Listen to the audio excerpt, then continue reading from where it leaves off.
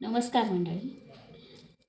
तर मसाले भात आपण बऱ्याच प्रकारे बनवतो. आपल्याला हव्या त्या भाज्या त्यामध्ये मिक्स करून छान अगदी टेस्टी बनवतो. पण लग्नाच्या पंक्तीतील मसाले भात असेल तर तो कशाप्रकारे बनवला जातो? तर आज हा व्हिडिओ मी खास त्यासाठीच बनवते, लग्नाच्या पंक्तीतील मसाले भात. तर माझ्या बागेमध्ये मला 4 वांगी दिसलेली ती घेऊन येणार आहे. थोडासा कढीपत्ताही घेऊन येते.